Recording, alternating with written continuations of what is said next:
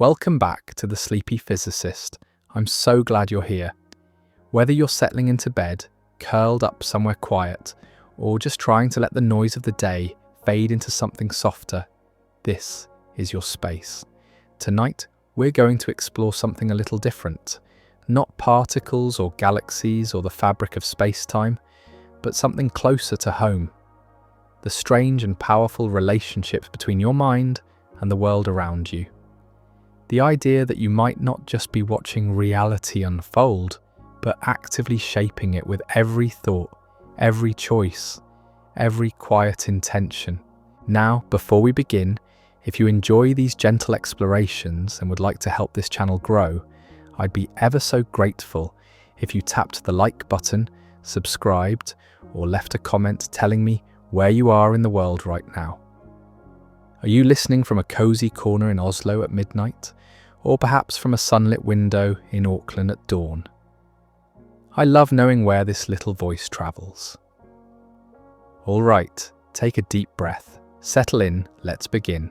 For most of your life, you've probably felt like an observer, someone watching the world happen around you. Events unfold, people come and go, opportunities arrive or slip away, and you respond, you react, you adjust. It's a passive relationship with reality, one where life is something that happens to you rather than something you participate in creating. But what if that's not quite true?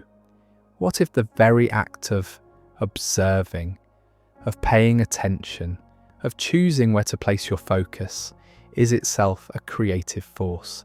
This isn't mysticism, though it might sound like it at first.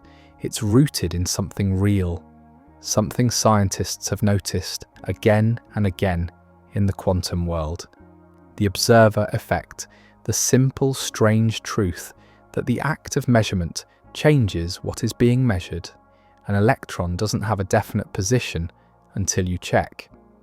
A particle exists in a blur of possibilities until observation collapses it into one outcome. In the quantum realm, there is no such thing as a neutral observer. To look is to interact, to measure is to influence. And while we don't live at the quantum scale, the principle whispers something profound. Reality is not fixed until it is engaged. Now let's be careful here. This doesn't mean you can wish $1 million into existence or manifest a castle by staring at your backyard. The universe has rules. Physics still applies, but within those rules, there is flexibility, there is choice, there is the quiet power of attention, intention, and action. You are not a passive witness to your life.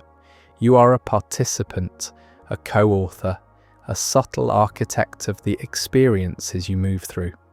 And the first step in shifting from observer to creator is recognizing that distinction. Think about your thoughts for a moment, not the content, just the fact of them.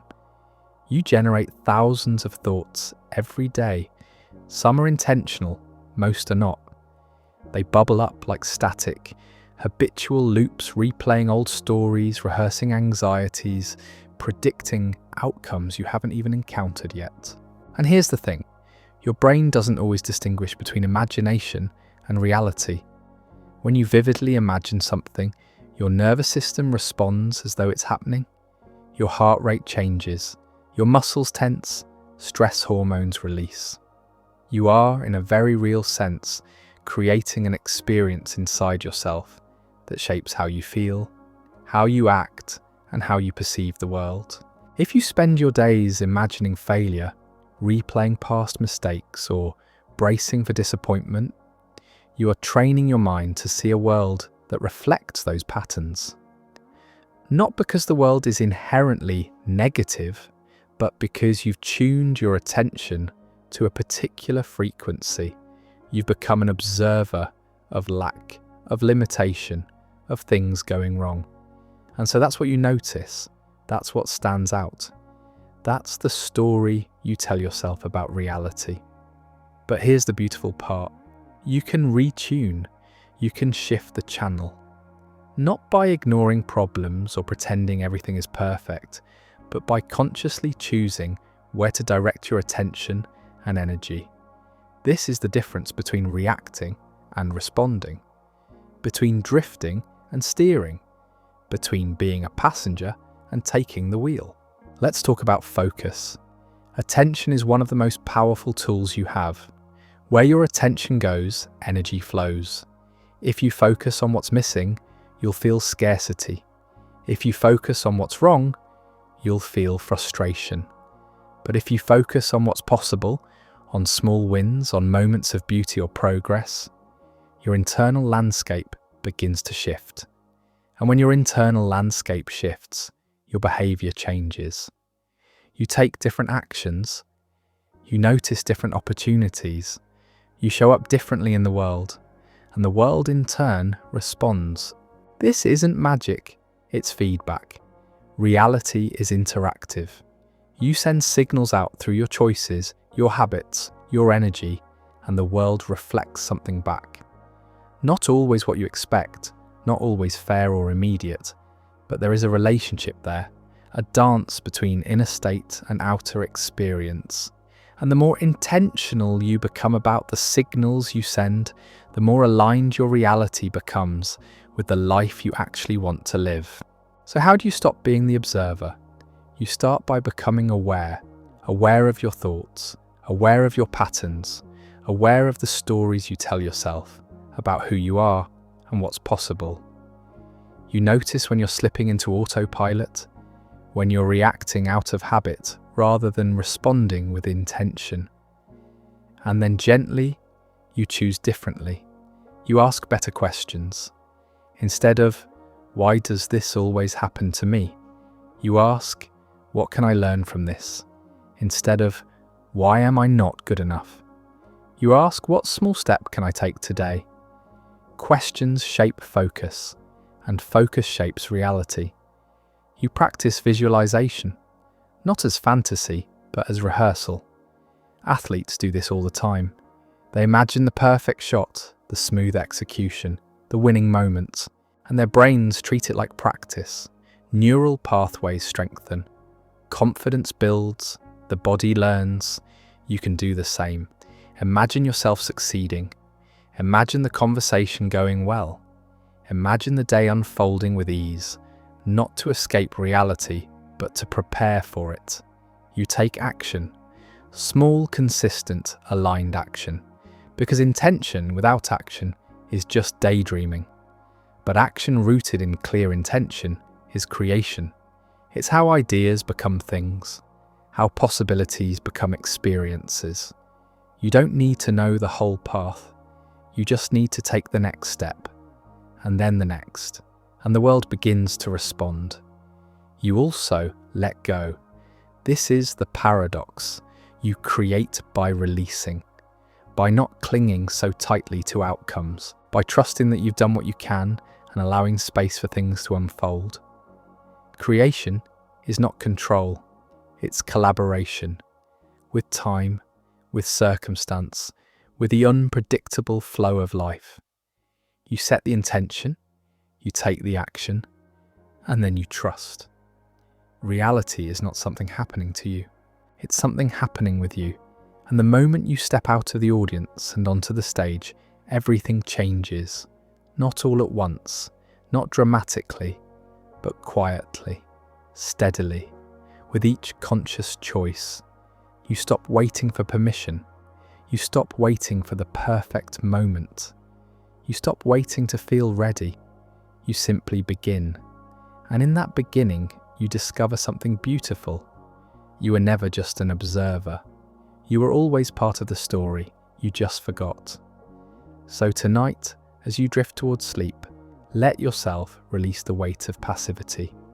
Let go of the belief that life is something you must endure or survive. You are not a leaf blown by the wind. You are the wind. You are the current. You are the quiet force that shapes the world simply by moving through it with intention.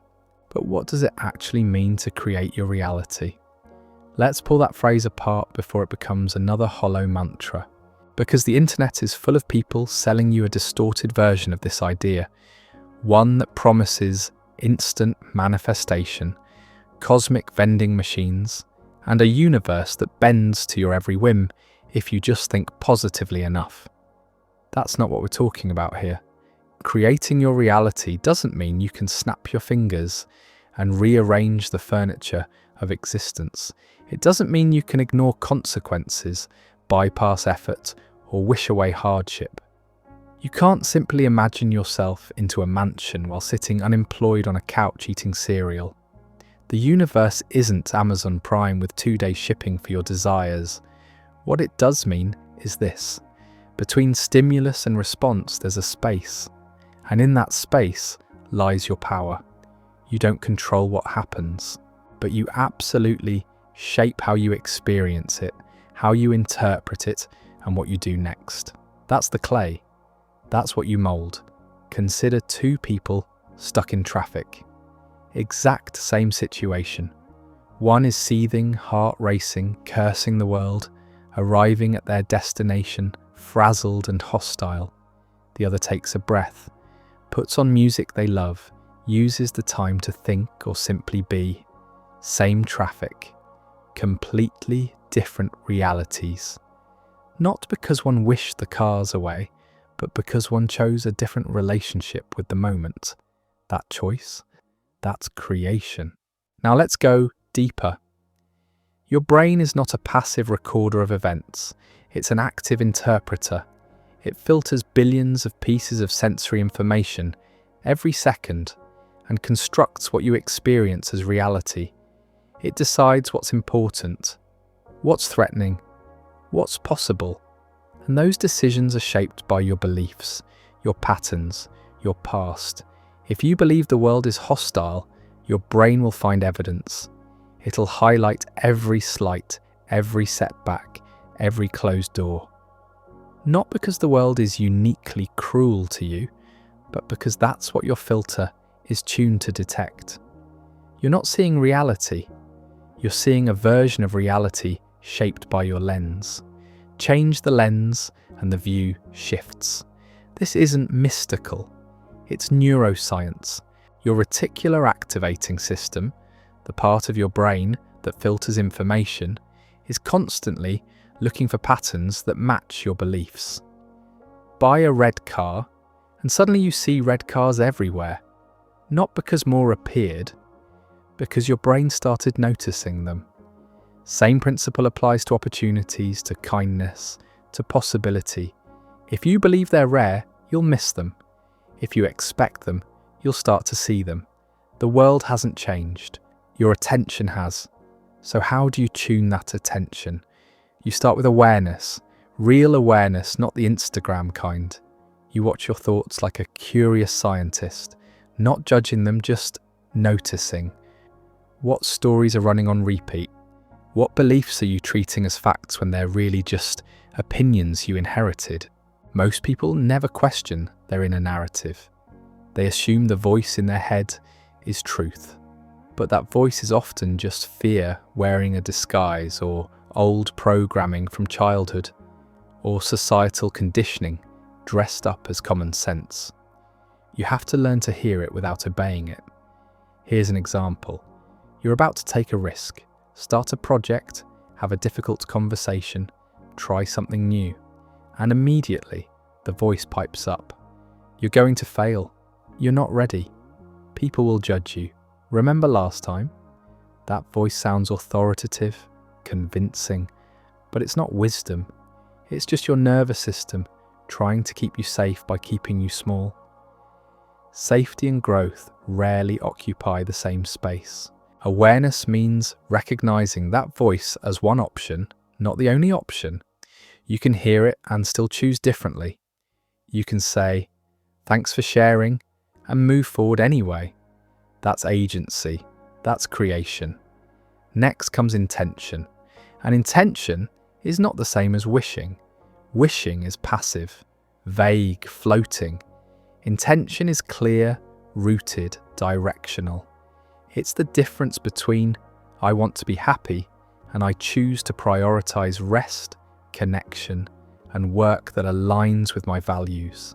One is a plea to the universe, the other is a blueprint. Intention acts as a compass. It doesn't guarantee the destination, but it orients you. It helps you make better decisions in the 1,000 small moments that comprise a life. When you know what you're moving toward, you stop drifting. You stop saying yes to things that drain you and no to things that nourish you out of habit or fear. But here's where people get stuck. They set intentions and then wait. They expect the universe to deliver while they sit back and scroll. Intention without action is just decoration. Pretty, but useless. Action is the bridge between the world inside your head and the world outside it. It's how thoughts become things, how possibilities become experiences. And it doesn't have to be grand. Small, consistent action compounds. One conversation, one page, one decision, repeated. Think of it like this. You're standing in a dark room. Intention is deciding you want to reach the other side. Action is taking a step. You can't see the whole path. You don't need to. You just need to move. And with each step, the room reveals itself a little more. Most people wait for clarity before they move, but clarity comes from movement, not before it. You learn by doing. You adjust as you go.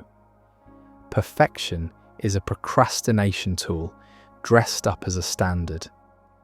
Now let's talk about resistance, because the moment you start creating intentionally, resistance shows up. It always does. It's the voice that says you're not ready, the distraction that pulls you away, the fear that freezes you mid-step. Resistance is not a sign you're on the wrong path, it's often a sign you're on the right one, because growth lives on the other side of discomfort. If it were easy, you'd already be there. The trick is not to eliminate resistance, but to move through it. Not with force, but with persistence. You don't have to feel ready. You don't have to feel confident. You just have to take the next small step, and then the next. Momentum builds. Confidence follows action, not the other way around. Here's something no one tells you. Creating your reality doesn't mean everything goes smoothly. It means you develop the capacity to navigate when it doesn't. You build resilience. You learn to adapt. You stop needing everything to be perfect before you can be okay. Life will still throw curveballs. People will still disappoint you. Plans will still fall apart. But instead of collapsing into victimhood, you ask, what now? What can I do with this? That's power. Not control, power. Control is an illusion we cling to because uncertainty feels unbearable. But the more you try to control, the more fragile you become. Because life is inherently uncontrollable. The only thing you can truly influence is your response, and your response shapes everything. Let's look at failure. Most people see failure as proof they're not good enough, proof they should quit, proof the universe is against them. But failure is just feedback. It's data. It tells you what didn't work so you can adjust. Edison didn't fail 1,000 times before inventing the light bulb. He found 1,000 ways that didn't work. Same actions, different frame. One frame paralyzes, the other propels. Your relationship with failure determines how far you go. If you see it as final, you stop. If you see it as part of the process, you keep moving. Reality bends toward those who refuse to stop. Here's the paradox. The more you try to force outcomes, the more you strangle possibility. Creation requires a balance, intention and surrender, action and trust. You do what you can, and then you let go. Not because you don't care, but because clinging chokes the process. Think of planting a seed. You prepare the soil. You water it. You give it sunlight. But you don't dig it up every day to check if it's growing. You trust the process. You trust that beneath the surface, something is happening. And one day it breaks through. That's how creation works. You plant, you tend, you trust, And you don't mistake stillness for stagnation. Patience isn't passive, it's active trust. It's continuing to show up even when you can't see results yet, even when the evidence isn't there. Because deep transformation doesn't announce itself with fireworks. It happens quietly, in the in-between moments. Now let's address the spiritual bypassing trap. Some people use creating your reality as a way to avoid dealing with real issues. They slap affirmations over trauma. They toxic positivity their way through pain. They pretend everything is fine when it's not. That's not creation. That's avoidance. True creation requires you to face what's real, to sit with discomfort, to acknowledge pain without letting it define you. You can't heal what you won't feel, and you can't build something new on a foundation of denial. So you do the hard work. You examine your wounds. You question your conditioning. You sit with the uncomfortable truths about yourself and your patterns. Not to wallow, but to understand. Because understanding is the first step toward change. And here's what happens when you do that work. You stop reacting from your wounds and start responding from your values. You stop seeking validation from others because you've learned to validate yourself. You stop waiting for someone to save you because you realize you're the one you've been waiting for. This doesn't mean you don't need others. Connection is vital. But you stop outsourcing your worth. You stop giving away your power to people who are never meant to carry it. Creating your reality also means curating your environment, the people you spend time with, the content you consume, the spaces you inhabit. All of it shapes you, subtly, constantly. You become the average of the 5 people you spend the most time with. Not because they force you to change, but because proximity influences perception. If you're surrounded by cynicism, it seeps in. If you're surrounded by growth, it lifts you. This isn't about abandoning people. It's about being intentional. Who energizes you? Who drains you? Who challenges you to grow? Who keeps you stuck? You don't have to cut everyone out, but you do have to stop pretending every relationship serves you equally. Same with information. What are you feeding your mind? Is it nourishing or numbing? Are you learning or just consuming? Most people scroll through life, passively absorbing whatever the algorithm serves, and then they wonder why they feel scattered, anxious, unfocused. You are what you consume, not just food, information, energy, attention. Choose carefully. Let's talk about identity, because this is where most people get stuck. They want to create a new reality, but they're clinging to an old identity. An identity is the operating system. You can install new apps, but if the OS is outdated, nothing runs smoothly. Your identity is the story you tell about who you are. I'm not a morning person. I'm bad with money. I'm shy. I'm not creative. These aren't facts, they're beliefs. And beliefs can change. But first, you have to catch yourself telling these stories. You have to notice when you're boxing yourself in with labels. Because every time you say, I'm just not that kind of person, you reinforce the cage. What if you are that kind of person? What if you just haven't practiced being them yet? Identity shift doesn't happen through affirmations alone. It happens through action. You become a runner by running. You become a writer by writing. You become confident by acting confident, even when you don't feel it. Fake it till you make it isn't about deception. It's about embodiment. Act as if. Not to lie, but to rehearse. To try on the version of yourself you're becoming. And over time, the gap closes. The performance becomes the person. Here's the uncomfortable truth. Most people don't want to change. Not really. They want to change. They want the results without the process, the destination without the journey, the transformation without the discomfort. but change requires death. The death of old patterns, old identities, old comforts. And death, even metaphorical, is scary. So people stay stuck. Not because they can't change, but because staying stuck feels safer than stepping into the unknown. If you're serious about creating your reality, you have to be willing to let parts of yourself die.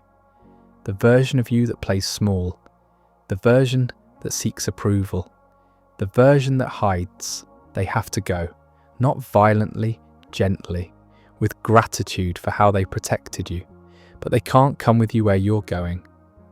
Now let's address luck, because people love to attribute success to luck. They got lucky. I wasn't so lucky. It's comforting, it removes responsibility, but it also removes power. Luck is preparation meeting opportunity. You can't control when opportunity shows up, but you can control whether you're ready when it does. You can control whether you're paying attention, whether you're putting yourself in environments where opportunity is more likely. Most lucky people aren't lucky. They're intentional. They take more shots. They show up consistently. They say yes when others say no. They build skills, relationships, visibility. And when the moment comes, they're positioned to seize it. You want to get lucky? Stop waiting. Start building. Here's what creating your reality actually looks like, day to day. It's not glamorous. You wake up. You choose your thoughts instead of letting them choose you. You eat something nourishing. You move your body. You do the work, even when you don't feel like it. You have the hard conversation. You set the boundary. You show up for yourself before you show up for others. It's 1,000 tiny choices, most invisible, most unremarkable, but compounded over time, they create a life. People see the result and think it happened overnight.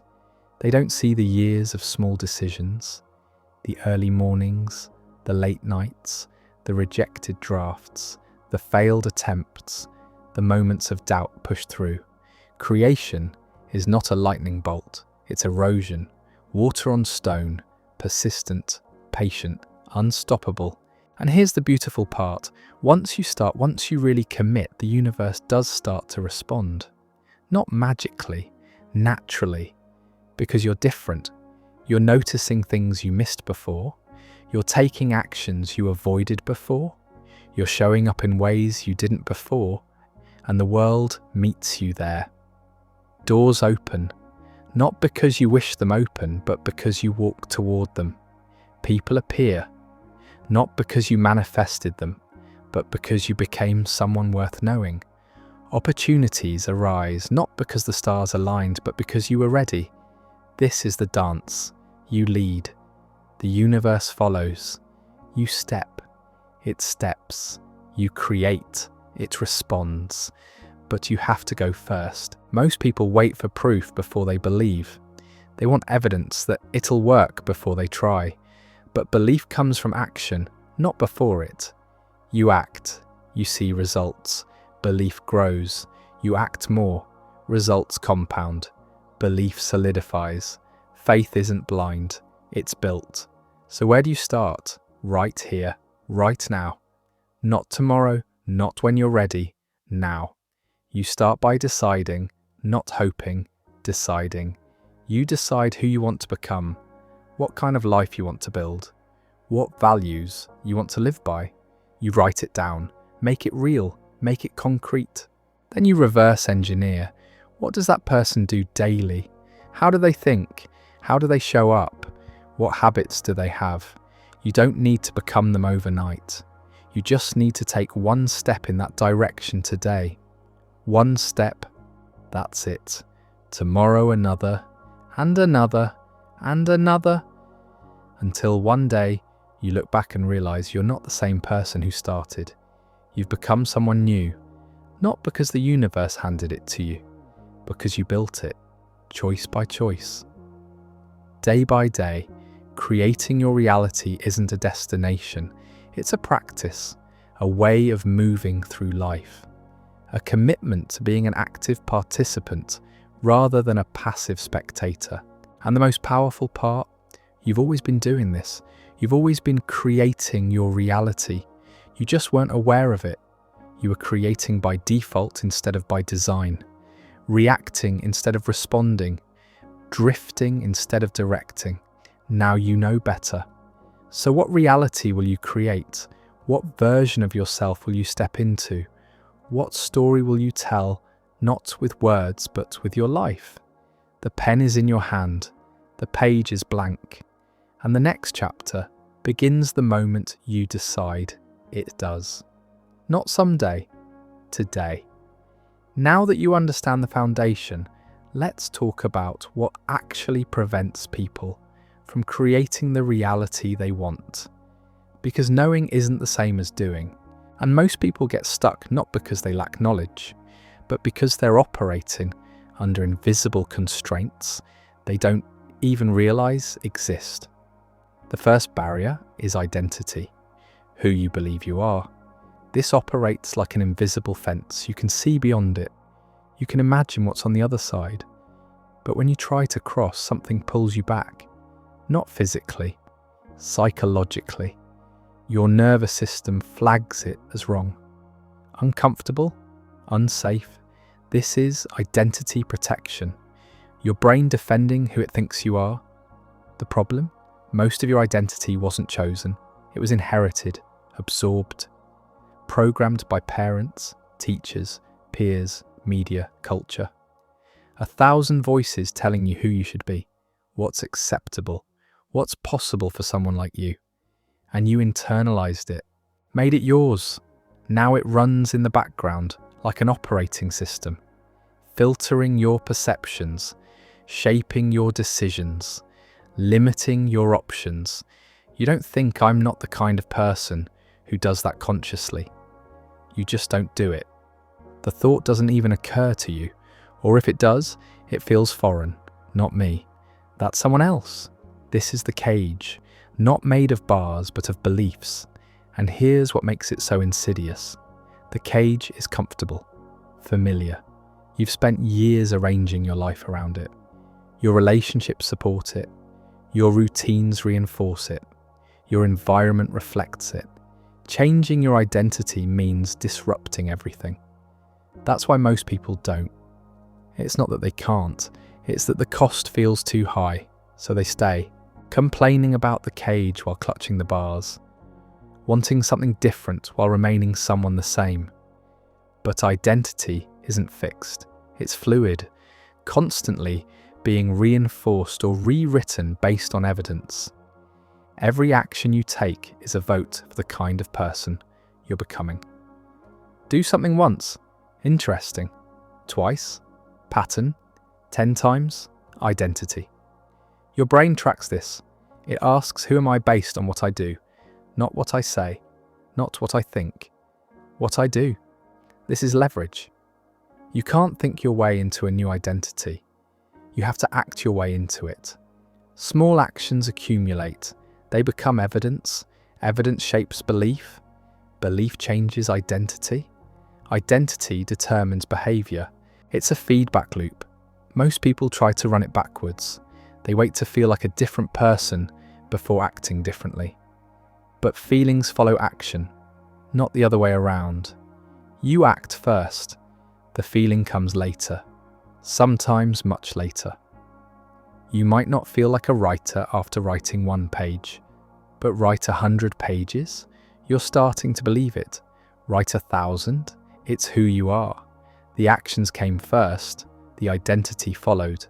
This is how you break free, not by waiting for permission from your old self, by acting in alignment with your new self, even when it feels awkward, especially when it feels awkward. Because awkward means unfamiliar. Unfamiliar means growth. Growth means change. And change is exactly what you're after. The second barrier is environment.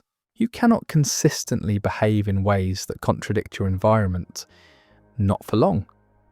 Your surroundings exert constant pressure, subtle but powerful. The people you spend time with, the places you inhabit, The media you consume, the conversations you have, all of it shapes what feels normal, what seems possible, what appears acceptable. You might have strong intentions, clear goals, genuine desire, but if your environment pulls the other direction, you'll lose, not because you're weak, because you're human. We're social creatures, wired for belonging. Our nervous systems regulate based on the people around us. When everyone around you operates at a certain level, that becomes your baseline, your normal, your set point. This is why people often regress when they return to old environments. They go home for the holidays and fall back into old patterns, not because they forgot who they became, because the environment reactivates old programming. The family system expects you to play your old role. Friends relate to you the way they always have. Physical spaces trigger old associations. Your brain recognizes the context and loads the corresponding behavior patterns. This happens automatically.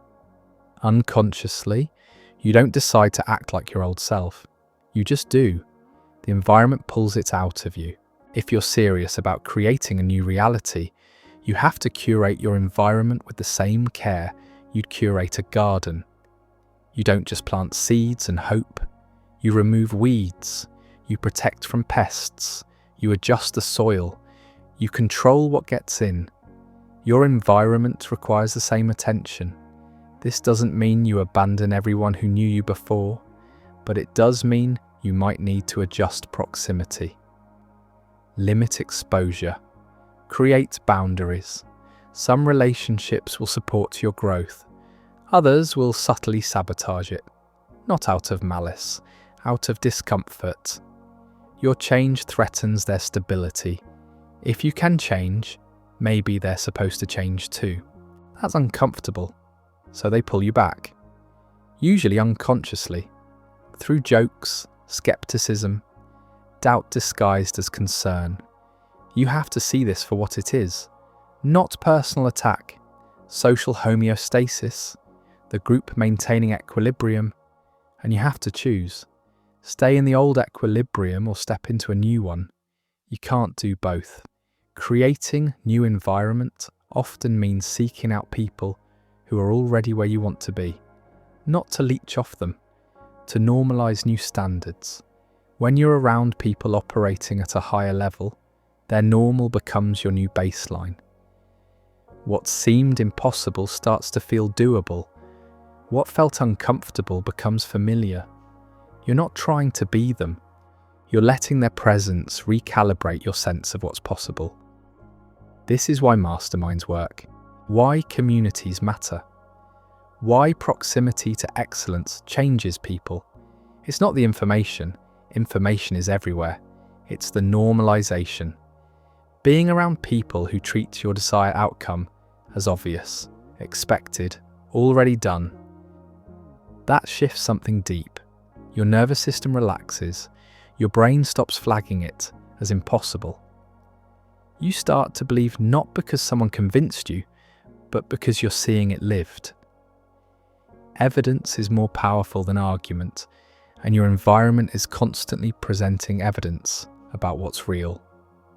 Make sure it's evidence that supports where you're going, not where you've been.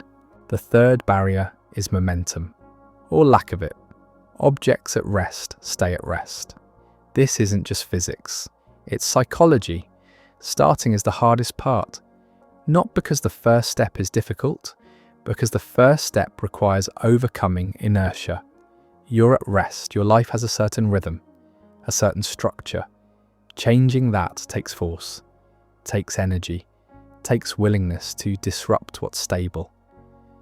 Most people underestimate this. They think starting should feel natural, exciting, energizing. Sometimes it does, often it doesn't. Often it feels heavy, awkward, effortful. That's normal. That's not a sign you're doing it wrong. That's the weight of inertia, the resistance of the default. Your life wants to stay the same, not because it's good, because it's known. Change, even positive change, registers as threat. Your nervous system doesn't care if the change is good for you. It cares if it's familiar. New equals danger, so it resists. You feel this resistance as procrastination, as distraction, as sudden urgent need to reorganize your closet instead of doing the thing you said you'd do. This isn't laziness, it's biology. Your brain protecting you from the perceived danger of the unknown. The way through is not to wait for the resistance to disappear. It won't. The way through is to move anyway, to act despite the resistance, not against it, with it, acknowledging it's there and choosing to proceed. This is discipline, not motivation. Motivation is what you feel when conditions are right. Discipline is what you do when they're not. And here's the truth nobody wants to hear. Most days won't feel right. Most days you won't feel motivated. Most days you'll feel tired, distracted, uncertain, overwhelmed. And on those days you still have to act. Because momentum isn't built on good days. It's built on the days you didn't feel like it but showed up anyway. That's when the real work happens. That's when identity shifts. That's when your brain starts to believe you're serious. Anyone can act when they feel inspired. The person who acts when they don't is becoming someone different. Someone who doesn't need perfect conditions. Someone who keeps promises to themselves regardless of how they feel. That's power, real power, not over others, over yourself. And once momentum builds, everything changes. Objects in motion stay in motion. The first step was hard, the second slightly easier.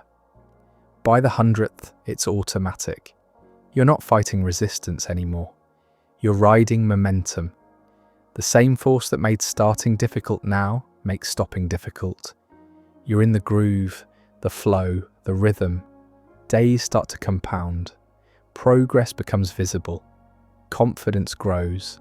Not because someone gave you a pep talk, because you have evidence. You showed up.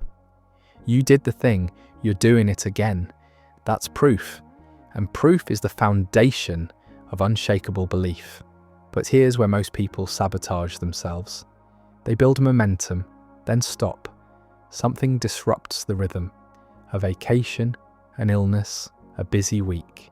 They miss a day, then another, then a week. And suddenly they're back at rest, starting over, feeling the full weight of inertia again. This is the trap. Thinking momentum is permanent once you build it. It's not.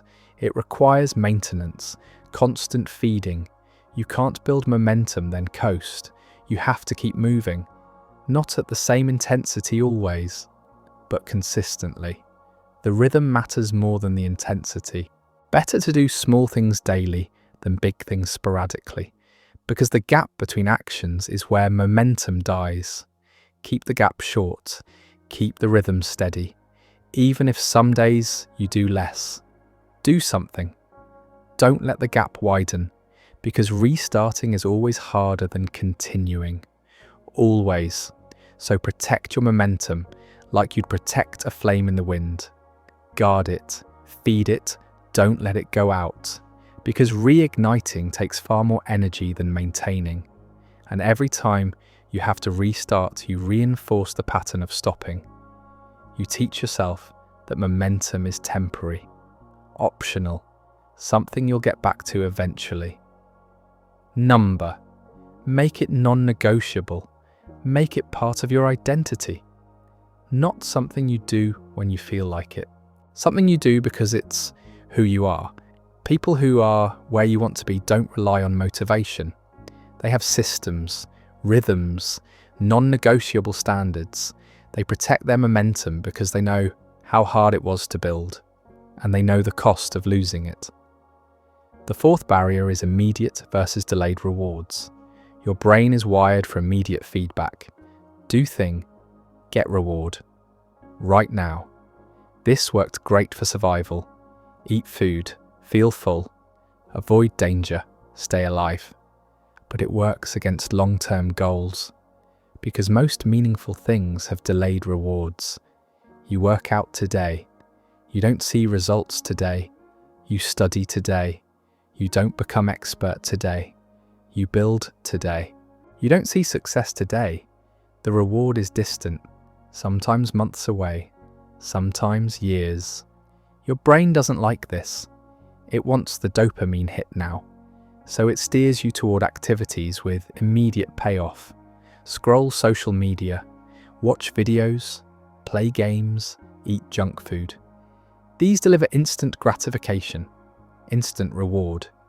Your brain lights up, feels good, wants more. Meanwhile, the important work sits untouched. Not because it's harder, because the reward is too far away. Your brain can't see it, can't feel it, so it doesn't prioritize it. This is the problem. You're fighting against your own wiring, trying to choose long-term benefit over short-term pleasure. Willpower alone won't win this fight, not long-term. You'll exhaust yourself, burn out, give up. The solution isn't more willpower, it's better design. You have to engineer immediate rewards into long-term work. Artificially create the feedback your brain craves. This is why tracking works. Checking off a box gives immediate satisfaction. Seeing a streak gives immediate reward. Watching a number go up gives immediate feedback. The long-term goal is still distant, but you've created short-term wins along the way. Breadcrumbs leading to the destination. Your brain likes this. It gets the hits it wants. And you make progress toward what matters. Win-win. Another approach is environment design. Make the right choice the easy choice. Make the wrong choice the hard choice. You want to write every morning? Put the notebook on your pillow. You'll see it first thing. Friction removed. You want to stop scrolling at night? Put your phone in another room. Add friction. This isn't willpower. This is architecture. Structuring your environment so the path of least resistance leads where you want to go.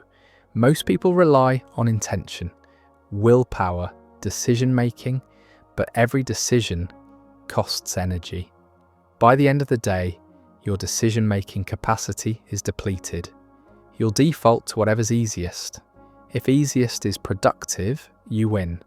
If easiest is distraction, you lose. So make easiest productive.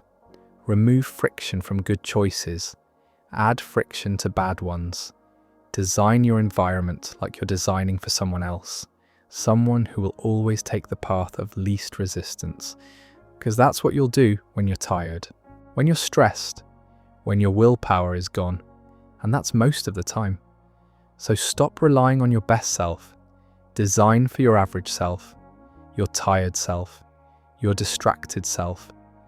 Make it easy for that version of you to do the right thing. That's how you win. The fifth barrier is tolerance for discomfort. Everything you want is on the other side of discomfort, not suffering. Discomfort. There's a difference. Suffering is pain without purpose. Discomfort is pain with purpose. Growth pain, stretching pain, becoming pain.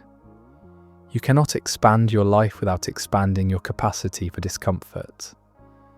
Most people have a very low threshold. The moment something feels uncomfortable, they stop. They retreat. They return to familiar. This keeps them trapped. Not in bad circumstances necessarily. In small ones, comfortable ones, safe ones, but small. Your comfort zone is a prison disguised as safety. It feels good because it's known, but it's limiting. Everything new, everything better, everything you want exists outside of it. And the only way out is through discomfort. There's no other path. You can't think your way out. You can't wait until you're ready. You have to walk through the discomfort. Feel it. Survive it. Realize it didn't kill you. Then your comfort zone expands. What was uncomfortable becomes comfortable. What was scary becomes normal. And you're different, bigger, more capable. But this requires willingness. Willingness to be uncomfortable, to look foolish, to fail, to be uncertain, to not know. Most people aren't willing. They'd rather stay small and comfortable than grow and be uncomfortable. This is the trade. You get to choose, but you don't get both. You don't get expansion and comfort simultaneously. Not at first. Eventually, the new becomes comfortable. But initially, it's awkward, strange, uncertain. You have to be okay with that. Not just tolerate it, embrace it. See discomfort as a signal. You're growing. You're on the edge. You're expanding. Good. That's where you want to be. Not drowning in discomfort, but dancing with it, pushing the edge, stretching the boundary, getting comfortable with being uncomfortable. This is a skill, a practice. The more you do it, the better you get. Your tolerance increases. What used to feel overwhelming now feels manageable. What used to feel impossible now feels challenging but doable. You're not eliminating discomfort. You're increasing your capacity to handle it. And that changes everything. Because now you're not limited by fear, not limited by uncertainty, not limited by what feels comfortable. You're limited only by what you're willing to attempt. And that's a much bigger playing field. So how do you build this tolerance? Gradually, intentionally. You don't jump into the deep end if you can't swim. You start in the shallow end. You practice, you build confidence, then you go deeper. Same with discomfort. You start with small challenges, things that push you slightly beyond your current edge. Not so far you panic, just far enough to stretch. You do this regularly, daily if possible. Small acts of courage, small moments of discomfort. Speak up in a meeting. Send the message you've been avoiding. Try the thing you're not sure you can do. Each time, you prove to yourself you can handle it. Your nervous system learns discomfort isn't danger. It's just unfamiliar. And unfamiliar becomes familiar with exposure. This is desensitization. The more you expose yourself to something, the less threatening it becomes. Your amygdala calms down. Your cortex takes over. You can think clearly, act intentionally, choose wisely. But you have to do the exposure. You can't think your way into comfort with discomfort. You have to practice it, live it, repeatedly, until your nervous system gets the message. We're okay, we can handle this. We've done it before, we'll do it again. That's when confidence becomes real. Not fake it till you make it. Built from evidence, from experience, from survived discomfort. That kind of confidence can't be taken away. Because it's not based on belief, it's based on proof. Now let's talk about the role of failure. Because everyone says failure is part of success, but nobody explains how to actually use it. Failure isn't just something to survive, it's information, feedback, course correction. Every failure tells you something.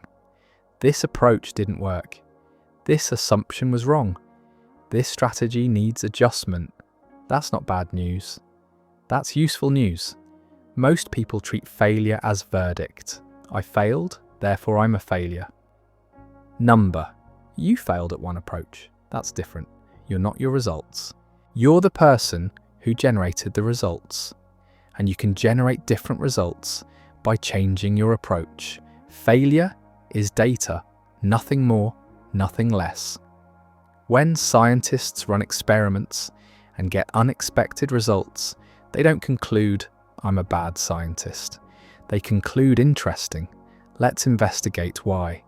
They treat the result as information. You need to do the same. Treat your failures as experiments. What happened? Why? What can I learn? What will I do differently? This removes the emotional charge.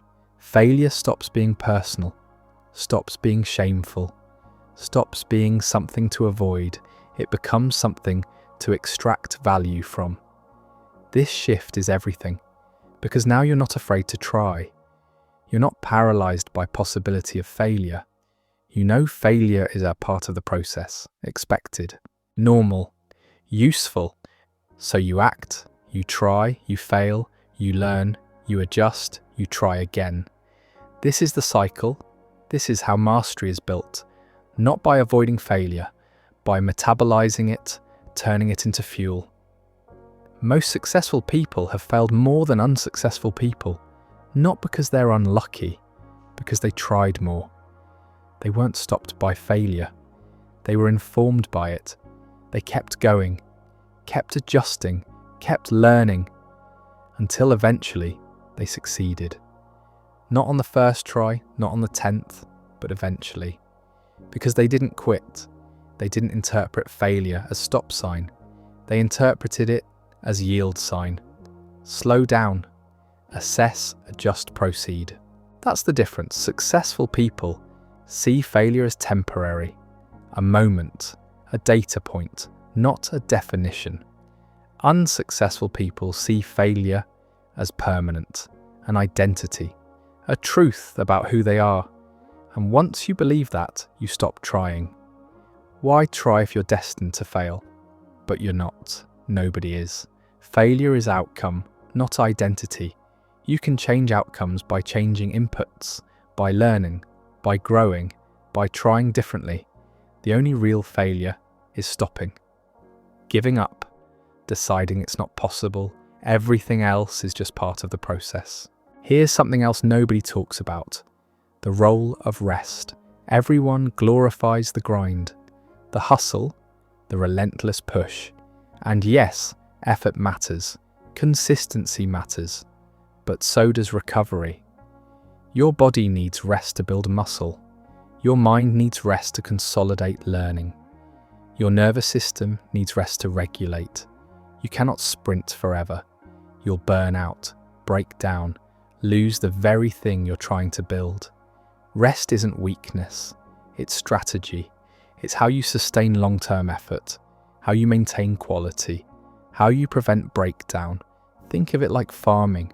You don't plant crops in the same field year after year without letting the soil recover. You rotate, you let fields lie fallow, you give the earth time to replenish. Same principle applies to you. You need fallow periods, times when you're not producing, not achieving, not pushing, times when you're just being, resting, restoring. This feels uncomfortable in a culture that measures worth by productivity, but it's essential. You're not a machine. You're a biological organism. You have rhythms, cycles, limits. Ignoring them doesn't make you stronger. It makes you fragile, brittle, prone to breaking. So build rest into your system, not as reward for hard work, as part of the work. Strategic recovery. You work intensely, then rest intentionally. You push, then pause. You sprint, then walk. This isn't lazy. This is sustainable. This is how you build something that lasts. Not just a few months, years, decades, a lifetime. Because you're not burning out. You're burning clean, efficient, sustainable. And that's how you win long term. Not by outworking everyone in the short term, by outlasting everyone in the long term. Still going when others have quit. Still building when others have burned out. Still showing up when others have given up. Not because you're superhuman, because you're smart. You built sustainability into your system. You honoured your humanity. You rested. Let's address something uncomfortable. The role of luck. People don't like talking about this. It messes with the narrative. Work hard, get results. But that's incomplete. You can work hard and not get results. You can do everything right and still fail. Because variables exist beyond your control. Timing, market conditions, other people's decisions, random events, luck. This isn't fair, but it's real. So what do you do with this? Give up? Blame luck for everything? Number. You acknowledge it. You accept that some things are outside your control. And you focus on what's inside your control. Your effort, your attitude, your consistency, your growth.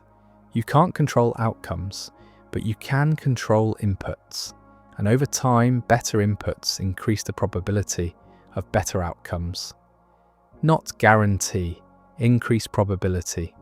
This is the game. You're not trying to force specific results.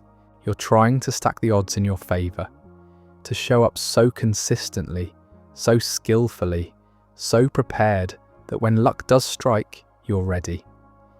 Because here's the thing about luck. It's not entirely random. Some of it is, but some of it is created. You create luck by showing up, by being visible, by building relationships, by developing skills, by positioning yourself in environments where opportunities exist. The more you do this, the luckier you get. Not because the universe favors you, because you've increased your surface area for luck. You're in more places, talking to more people, trying more things, learning more skills. Naturally, more opportunities come your way. Not magic, math. More inputs, more outputs, more attempts, more successes, more visibility, more connection. This is manufactured luck, and it's available to anyone willing to put in the work. So yes, luck matters, but you're not helpless. You can influence it, not control it, influence it. And that's enough. That's the game. Play it well. Finally, let's talk about time. The one resource you can't get more of. Everyone gets the same amount, 24 hours, no exceptions, no extensions, no do-overs. What you do with those hours determines everything, not just productivity, quality of life. Most people waste time without realizing it. Not on obvious things, on subtle things, worry, rumination, resentment, distraction. These are time thieves. They steal your present moment, pull you into past or future, leave you nowhere, spinning, anxious, unproductive. You have to guard your time, protect it. Treat it as the finite resource it is.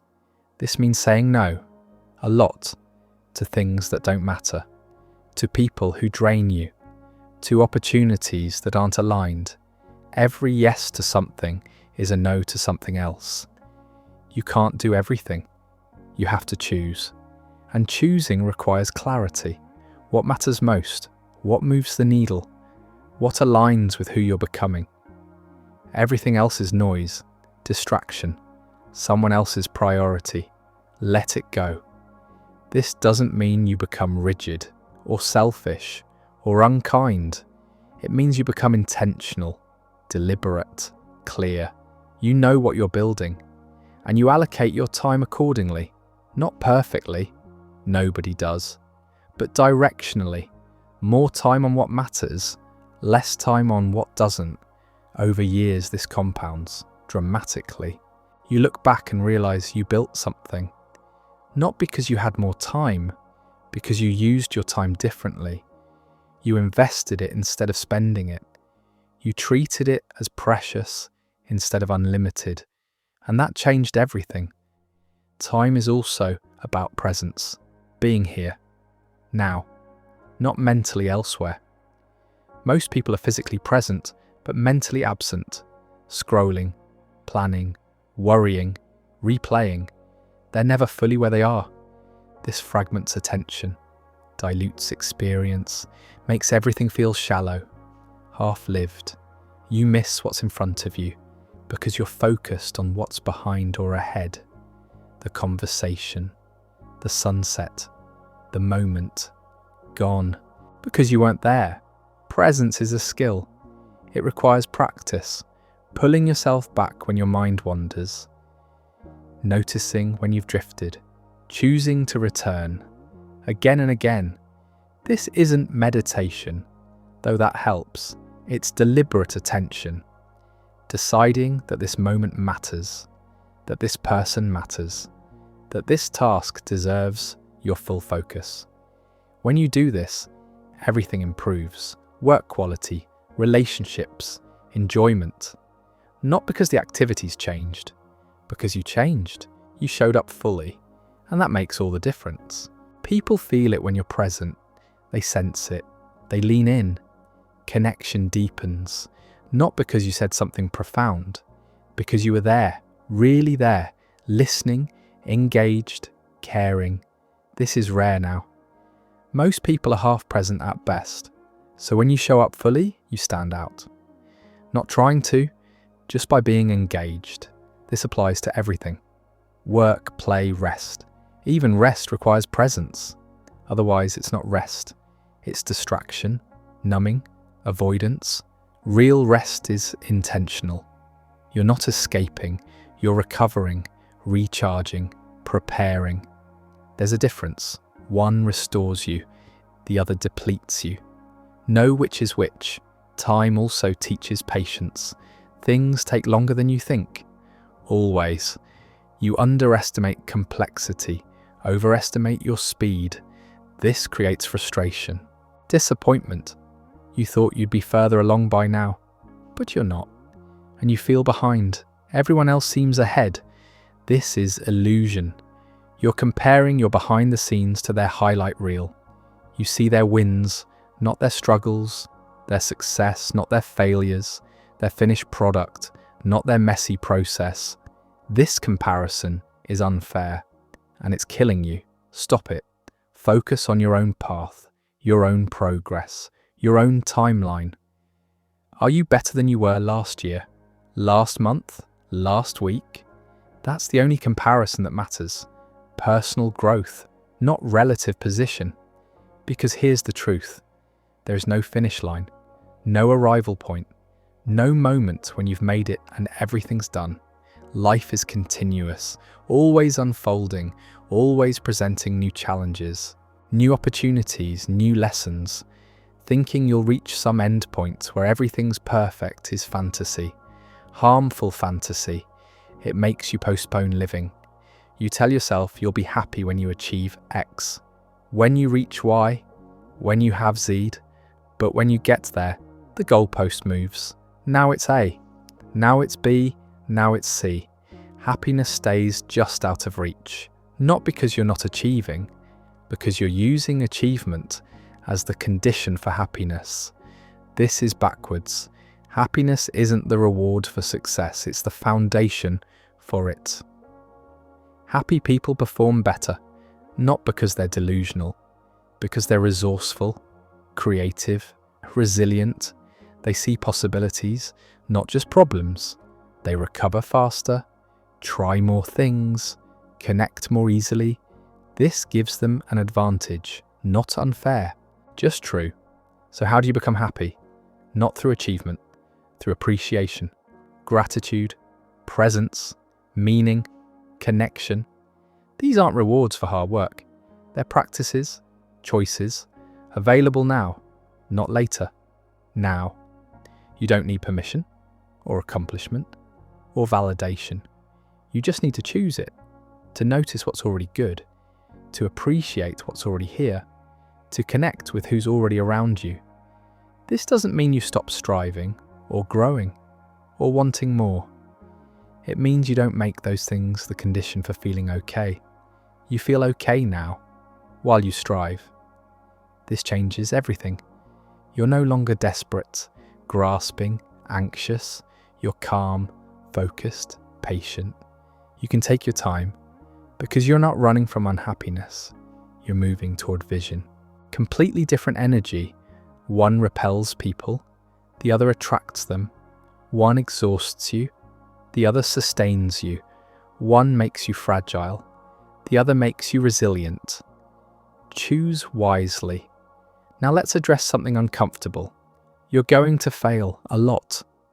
More than you succeed. This is guaranteed, not because you're inadequate, because that's how learning works. You try, you fail, you learn, you try again. You fail differently, you learn more. Eventually, you succeed. Then you try something harder and fail again.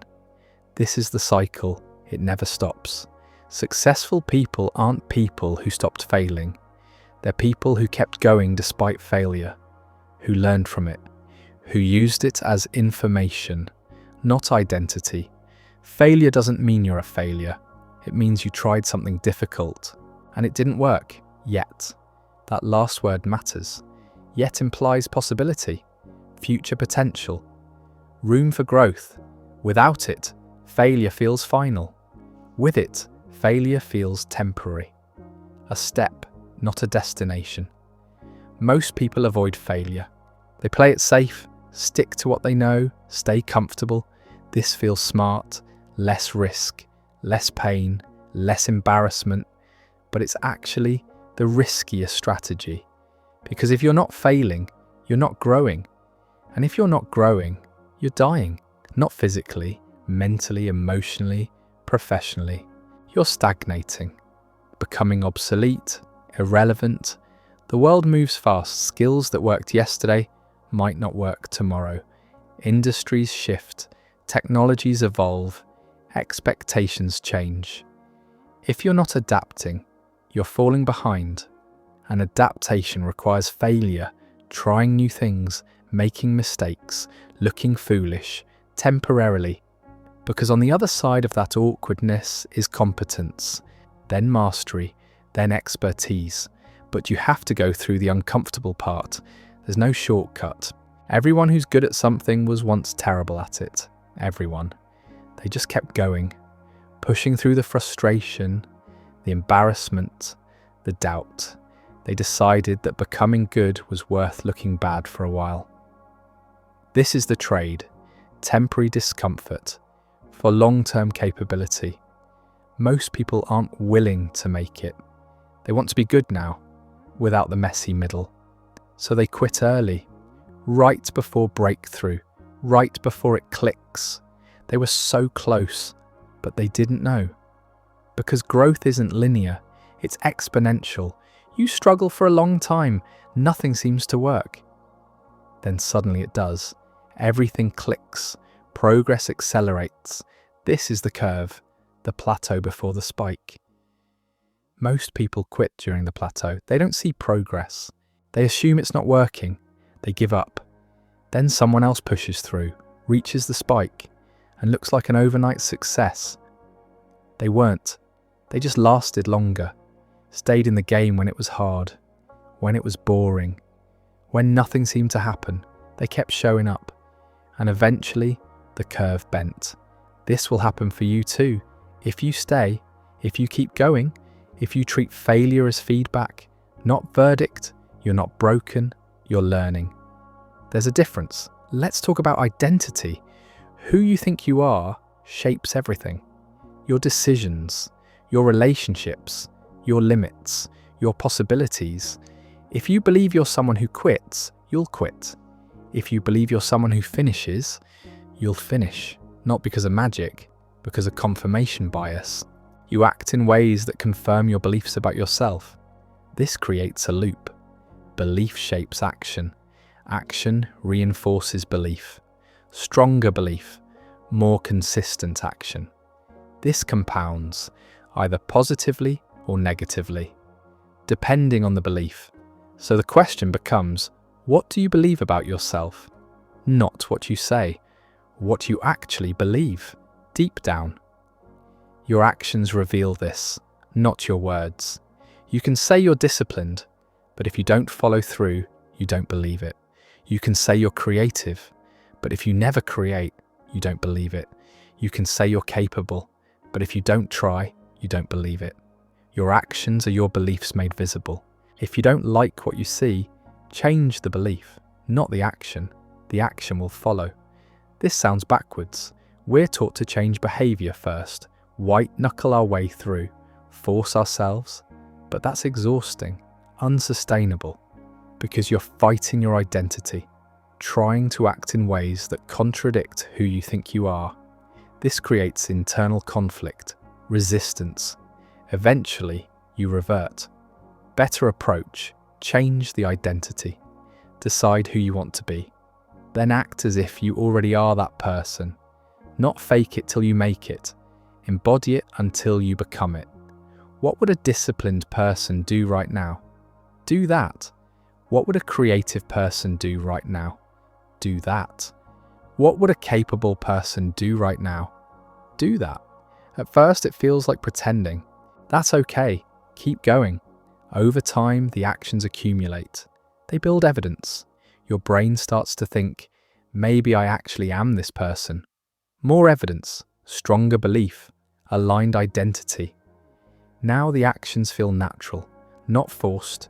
You're not trying to be disciplined. You are disciplined. You're not trying to be creative. You are creative. You're not trying to be capable. You are capable. This is identity level change. The deepest kind. It doesn't require willpower. It requires clarity. Who do you want to be? Then be that person, starting now, not someday. Now. Small actions, consistent actions. Actions aligned with the identity you're building. This is how transformation happens. Not through motivation, through identity shift. Motivation fades, identity endures. Build the right identity, and everything else becomes easier. Now let's address something most people ignore. Your environment shapes you more than you realize. The people around you, the content you consume, the spaces you occupy, all of it influences your thoughts, your mood, your behavior. You think you're independent, self-determined, in control. You're not entirely. You're porous, absorbing influences constantly, most of them unconscious. If you're surrounded by negative people, you become more negative. If you consume outrage content, you become more outraged. If you work in a chaotic space, you feel more chaotic. This isn't weakness. It's biology. Humans are social creatures. We mirror, we adapt, we conform. This kept us alive historically. Fitting in meant survival. Standing out meant danger. Your brain still operates this way. It scans the environment, adjusts accordingly, tries to fit in, even when fitting in doesn't serve you, even when the group is toxic, mediocre, stagnant. Your brain doesn't care. It wants belonging. Safety acceptance. This is why environment matters. You can have the best intentions, the strongest willpower, the clearest goals, but if your environment doesn't support them, you'll struggle, constantly swimming upstream, fighting invisible currents, exhausting yourself. Much easier to change the environment. Put yourself in spaces that support who you're becoming, around people who are already where you want to be, consuming content that elevates instead of drains, working in places that inspire instead of depress. This isn't about perfection. You can't control everything, but you can optimize. Make intentional choices. Curate your inputs, because your inputs become your outputs. Garbage in, garbage out. Quality in, quality out. This applies to everything. Media, relationships, physical spaces, even your internal environment. The thoughts you repeat, the stories you tell yourself, the tone you use, all of it shapes you. So pay attention. Notice what drains you, what energizes you, what pulls you toward who you want to be, what pulls you away. Then adjust, ruthlessly. This isn't selfish, it's self-preservation. You can't pour from an empty cup. You can't help others if you're depleted. You can't create value if you're consumed by chaos. Taking care of your environment is taking care of your future self. It's setting yourself up to succeed. Not through force, through design. Make the right choice the easy choice. Structure your life so default behaviors align with desired outcomes. This is leverage, and it's available to everyone. You just have to be intentional, deliberate, willing to make changes others won't. Most people drift. They accept whatever environment they're in. They tolerate toxic relationships, consume mindless content, work in soul-crushing spaces, then wonder why they feel stuck. The environment is holding them back, not their potential, not their effort, their surroundings. Change the surroundings and you change the trajectory. Not overnight, but steadily, consistently, inevitably. This is one of the highest leverage changes you can make. And it starts with awareness. Look around. What are you tolerating? What's draining you? What needs to go? Then act, one change at a time. You don't have to overhaul everything today. Just start, small steps, in the right direction. Over time, your environment transforms. And so do you. Let's get practical. What does all this look like in daily life? How do you actually apply these ideas? Start with morning. First hour sets the tone for the day. Most people begin reactively. Check phone, read news, scroll social media, respond to messages. They're immediately pulled into other people's priorities, agendas, emotions. By the time they start their own work, they're already drained, distracted, fragmented. Different approach. Start proactively. Own the first hour, no phone, no email, no news, just you. Doing something that matters. Exercise, reading, writing, planning, creating. Something that moves you forward, builds momentum, sets a positive tone. This doesn't require hours. 30 minutes works, even 15. The key is ownership. You're in control, not reacting, not responding, not consuming. You're producing, investing in yourself, creating value. This shift changes everything. You begin the day from a position of strength, clarity, purpose, instead of scarcity, anxiety, reactivity. Completely different energy, completely different results. After that first hour, you've already won. Regardless of what happens next, you invested in yourself, moved forward, built momentum. The rest of the day is bonus. This mindset is powerful. It removes pressure, reduces anxiety. You're not desperate for outcomes because you've already created value.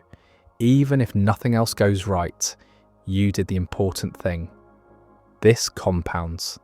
Day after day, week after week, you look back after 6 months, a year, you've made significant progress.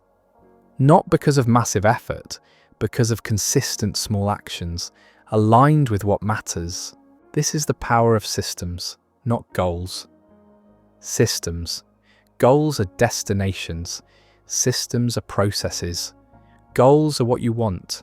Systems are how you get there. Most people focus on goals, lose weight, make money, build a business. These are fine, but they're not enough. Because goals don't tell you what to do today. Systems do. A goal is lose 20 pounds. A system is walk 30 minutes every morning. A goal is write a book. A system is write 500 words every day. A goal is build a business. A system is learn one new skill every month. See the difference? Systems are actionable, repeatable, controllable. You can't control whether you lose 20 pounds. Too many variables: metabolism, stress, sleep, genetics. But you can control whether you walk 30 minutes. That's entirely up to you. Focus on what you control.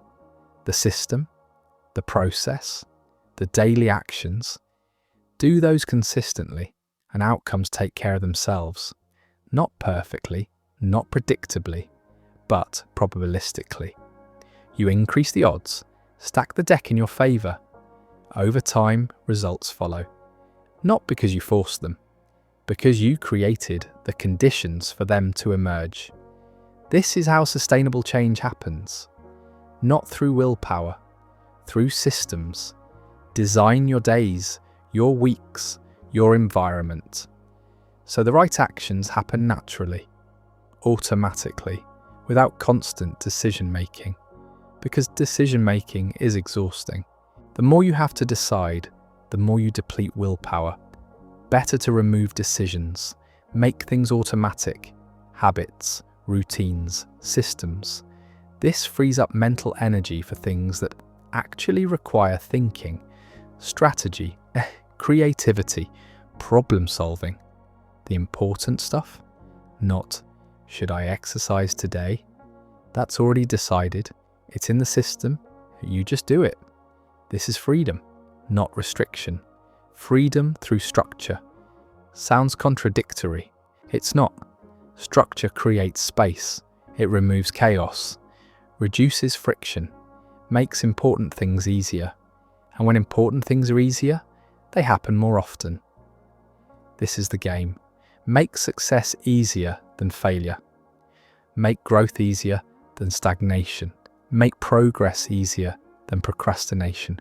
Design your life this way, and you win. Not through effort, through design. Now let's address the voice in your head, the one that doubts, criticizes, compares, undermines. Everyone has it. Some louder than others. This voice isn't you. It's a collection of past experiences, old fears, internalized criticism, protective mechanisms, your brain trying to keep you safe, comfortable, unchanged. But safe isn't always good. Sometimes safe is stagnant, limiting, slowly killing potential. The voice doesn't know this. It just knows change is risky. New things are dangerous. Better to stay where you are. Even if where you are isn't great. At least it's familiar. This is the voice you have to manage, not eliminate. You can't eliminate it. It's part of being human. But you can change your relationship with it. Stop believing everything it says. Recognize it as one perspective, not truth, not reality, just a voice, an opinion, often wrong.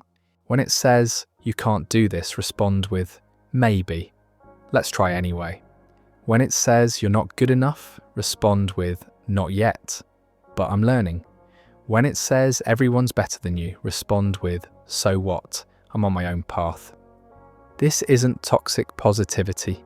It's realistic optimism. Acknowledging difficulty while maintaining possibility. Seeing challenges without being paralyzed by them. Respecting fear without letting it control you. This is maturity, emotional maturity. Knowing your mind creates stories. And stories aren't facts, they're interpretations. You get to choose which interpretations to believe, which to question, which to ignore. Most people don't realize they have this choice. They think their thoughts are reality. If they think they're inadequate, they are inadequate. If they think they'll fail, they'll fail. If they think they're stuck, they're stuck. But thoughts aren't reality. They're suggestions, proposals, possibilities. You can accept them or not. You have agency. This changes everything. Because it means you're not at the mercy of your mind. You're the observer of your mind, the curator, the editor. You get to decide which to release. This is power. Real thoughts to amplify, which to dismiss. You choose which to investigate. That's power. Not over others, but over yourself. Your internal world. Your responses. Your interpretations. Master this. And external circumstances matter less. Not because they don't affect you, because you're not controlled by them. You're resourceful, adaptive, resilient. You can handle whatever comes, not perfectly, not without struggle, but adequately, sufficiently, enough to keep moving forward. And that's all you need. Forward motion, not perfection, not certainty, not comfort, just movement. In the right direction, one step at a time. This is the path. Not glamorous, not quick, not easy, but effective, proven, available. You don't need permission or credentials or advantages. You just need to start where you are, with what you have, doing what you can, today, now, this moment, because this moment is all you ever have. The past is gone. The future isn't here. Only now exists. Only now is real. Only now is actionable. So what will you do with it? Will you waste it scrolling, worrying, waiting for perfect conditions? Or will you use it, invest it, move forward with it? The choice is yours. Always has been, always will be. Nobody's coming to save you, or give you permission, or tell you you're ready. You have to decide. You're ready enough, you know enough, you have enough to start, to try, to move. The rest you'll figure out along the way, through action, through experience, through failure and adjustment, and trying again. This is how everyone figures it out. Not through planning, through doing. Not through certainty, through experimentation. Not through knowing, through learning. You're capable of this. You've done hard things before. You've learnt new skills, overcome obstacles, adapted to change. You can do it again, in new contexts, with new challenges, different but not harder, just different. And you'll figure it out, like you always do, because you're resourceful, resilient, more capable than you give yourself credit for. The only question is whether you'll let yourself try, whether you'll give yourself permission, whether you'll step forward despite the fear, despite the doubt, despite the uncertainty. That's the real challenge, not the external obstacles, the internal ones, the stories, the fears, the hesitation. These are what stop most people, not lack of resources, lack of courage, courage to look foolish, to fail, to try something you might not be good at. This courage isn't loud, it's quiet, private, personal. It's choosing to show up when you don't feel like it, to keep going when results aren't visible, to believe in yourself when nobody else does. This is the work, the real work, not the tasks, not the skills, the internal game, the mental battle, the choice to keep choosing yourself, your growth, your vision, even when it's hard, especially when it's hard. Because that's when it matters most. Anyone can keep going when it's easy, when results are coming, when people are cheering. The real test is when none of that's true, when it's hard, when you're alone, when nothing seems to work. Do you quit, or do you adjust? Do you give up, or do you try differently? This determines everything. Not talent, not luck, not resources, your response to difficulty, your willingness to persist, your commitment to the person you're becoming. This is what separates those who make it from those who don't. Not ability, persistence, not genius, consistency, not advantages, resilience. These are available to everyone. You don't need special genetics, or privileged background, or lucky breaks. You just need to decide, to commit, to show up, day after day, even when you don't want to, even when it's boring, even when nobody's watching. This is the price, and it's worth it. Because on the other side is a life you designed, a person you respect, a future you created, not by accident, not by luck, by choice, by action, by showing up. This is available to you right now, not someday, today. You just have to start. So where does that leave you? Right here, right now. Reading these words, maybe lying in bed, maybe sitting somewhere quiet, maybe pretending to work while your mind wanders. Doesn't matter. What matters is this moment, this choice, what you do next. Because everything we've talked about, all of it, means nothing without action. You can understand every principle, agree with every idea, nod along to every point, and still stay exactly where you are. Understanding isn't transformation. Agreement isn't change. Knowing isn't doing. The gap between knowing and doing is where most people live. They know what they should do. They just don't do it. They wait for motivation, for readiness, for the perfect moment, for someone to tell them it's time, but that moment never comes. Because there is no perfect moment. There's just now. And the decision to act or not. Let's be honest about what happens if you don't act. If you close this video and go back to your usual patterns, back to scrolling, consuming, distracting, drifting, what changes? Nothing. Tomorrow looks like today. Next month looks like last month. Next year looks like this year. You'll have the same frustrations, the same limitations. the same quiet disappointment that you're not where you want to be. Time passes regardless. 6 months from now will arrive whether you act or not. The question isn't whether time will pass, it's what you'll have done with it. Will you look back and see progress, or will you look back and see more of the same? More waiting, more planning, more someday thinking. This isn't meant to scare you, it's meant to wake you up, because the cost of inaction isn't dramatic. It's not a single catastrophic failure. It's slow erosion, gradual decay, the quiet death of potential.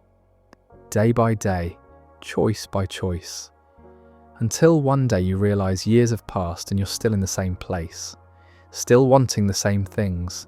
Still waiting to start. That's the real tragedy. Not that you tried and failed. That you never tried at all. That you let fear win. Let doubt win. Let comfort win. And now you're older. And tired. And maybe a little bitter. Wondering what could have been. If only you'd started. If only you'd tried. If only you'd been brave enough to take the first step. But here's the good news. That's not your story. Yet. You're here. Right now.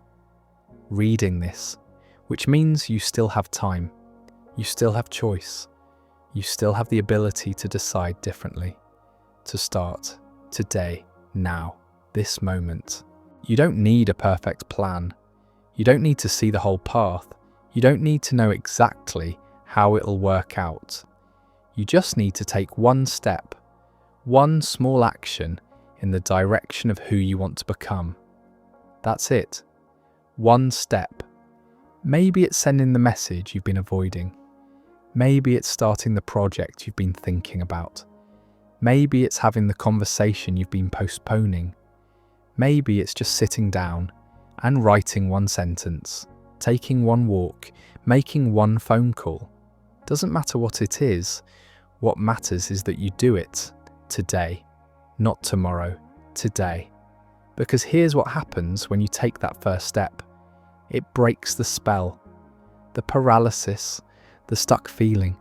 You prove to yourself that you can move, that you're not helpless, that change is possible. And that creates momentum, not massive momentum, just a little. But a little is enough to take the next step. And the next, and suddenly you're moving. Not fast, not dramatically, but forward. And forward is all that matters. This is how transformation actually happens. Not through epiphanies, not through sudden breakthroughs. Through small actions, repeated, consistently. Over time, it's unsexy, unglamorous, boring even, but it works. And boring that works beats exciting that doesn't. Most people want the exciting version, the dramatic transformation, the before and after, the hero's journey. They want the movie version of change, where everything shifts in a montage, where struggle is brief and victory is certain. But that's not real. That's entertainment. Real change is quieter, slower, more mundane. It's doing the thing again today, even though you did it yesterday, and the day before, and the day before that. It's showing up when nobody's watching, when there's no applause, no validation, no visible progress. This is the test. Can you keep going when it's boring, when it's repetitive, when you can't see results yet? Most people can't. They start strong, then fade. They lose interest, motivation wanes, discipline erodes. They drift back to old patterns, old comforts, old ways of being, and they tell themselves it didn't work. The advice was wrong. The method was flawed. They were unlucky. But that's not what happened. What happened is they stopped too soon. Right before it would have worked. Right before the curve bent. Right before momentum built. They gave up in the plateau, never reaching the spike. And then they watch someone else succeed using the same method. And they wonder why it worked for them but not for me. It worked for them because they kept going. They lasted longer. They stayed in the uncomfortable middle. They didn't quit. You have to decide. Are you going to be someone who starts and stops? Are you going to be someone who starts and stops?